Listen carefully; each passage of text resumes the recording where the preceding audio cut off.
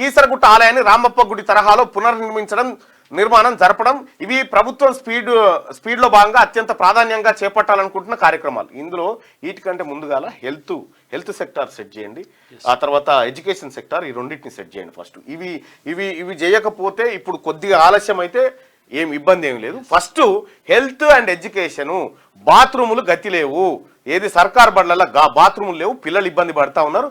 నిన్నేనో కూర అడిగితే ఏది కూర అంటే కారం పొడి కంట్లో పోసిరట శంషాబాద్ కాడ అన్న.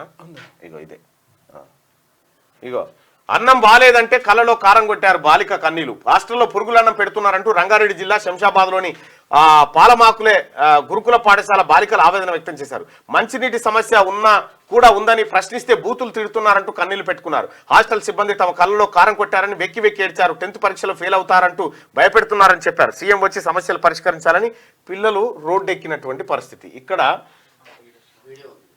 ఉందా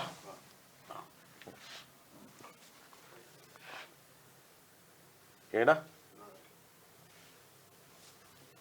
హాయ్ అని పెట్టాలి దాని వస్తుంది. ఇగో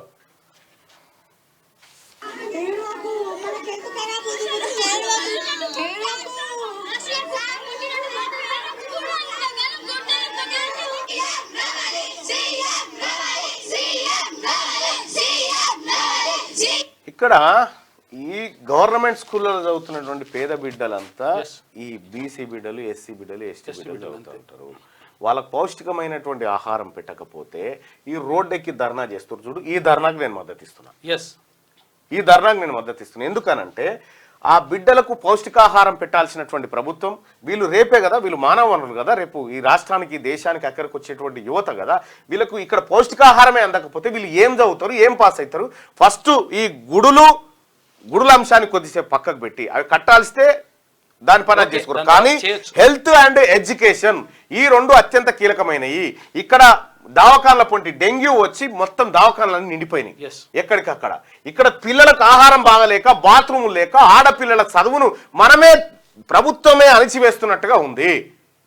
ఈ రెండింటిపైన ఫస్ట్ చర్యలు తీసుకోండి. ఈ రెండు లేకపోతే ఈ దేశం లేదు, ఈ ప్రజలు లేరు. ఫస్ట్ కి ప్రియారిటీ అండి.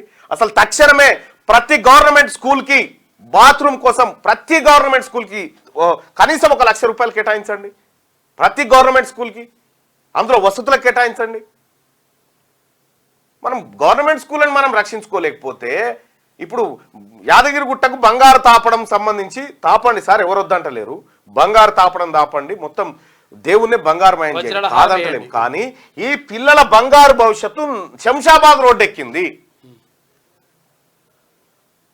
ముఖ్యమంత్రి గారు మీరు దీనిపైన మాట్లాడాలా, దీనిపైన ఇమ్మీడియట్గా సమీక్ష నిర్వహించాలా. ఎందుకు ఈ బిడ్డలు రోడ్డెక్కాలా? ఇప్పటికే ప్రభుత్వ స్కూళ్లకు రావడానికి పిల్లలు తల్లిదండ్రులు సుముఖంగా పంపిస్తలేరు, ఎందుకంటే ఇటువంటి పరిస్థితి ఉంటుందని చెప్పి. మనం ఇంకా ఇంటిగ్రేటెడ్ స్కూల్స్ అవి కాదు, ఫస్ట్ ఇప్పుడు బాత్రూమ్లు, ఆ తర్వాత వాళ్ళ హాస్టల్లు, వాళ్ళ భోజనం సరి చేయండి. ఫస్ట్ మోడల్ చూపించడం కాదు, ఉన్న అన్ని ఎంత 50 రూపాయల 3 పూటలు తింటారా? వాళ్ళకి పెరగదా? కనీసం టిఫిన్ అన్న వస్తుందా? నిన్న అంచనా వేయం పెరగదా? వీళ్ళకు పెరుగుతుంది కదా, వీళ్ళకి అంచనా వేయాలి. ప్రాజెక్టులకు, నీటిపారుదల ప్రాజెక్టులకు అంచనాలు 1000 కోట్లు పెరిగినట్టు వీళ్ళకి కనీసం 1000 రూపాయలన్నా పెరగాలి కదా. కాబట్టి నేను ఒకటే ప్రభుత్వాన్ని రిక్వెస్ట్ చేస్తా ఉన్నా, ఇది సూచనగా భావించండి.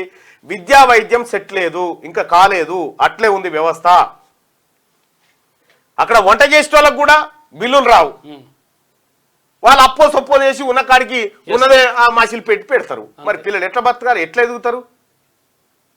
వాళ్ళేమన్నా మీరు వేరే కాడికి మీరు కాయ కష్టం తెచ్చి ఇవ్వమంటారా? మనమందరు కట్టే, వాళ్ళ తల్లిదండ్రులు కట్టే పన్నులతోనూ వాళ్ళకి మంచి భోజనం పెట్టమంటారు, పౌష్టికాహారం పెట్టాలి కదా. కాబట్టి ప్రభుత్వం ఈ విషయంలో సీరియస్గా తీసుకోవాల్సినటువంటి అవసరం ఉంది. ఈ సమీక్షల్లో ఫస్ట్ ఎడ్యుకేషన్ విషయాన్ని మీరు సమీక్షించండి. ఎడ్యుకేషన్లో హాస్టళ్లలో పేద బిడ్డలు ఎందుకు రోడ్ ఎక్కుతున్నారో మీరు ఒకసారి చెప్పాల్సినటువంటి అవసరం ఉంది. హెల్త్ అండ్ ఎడ్యుకేషన్ లైక్ చేయండి.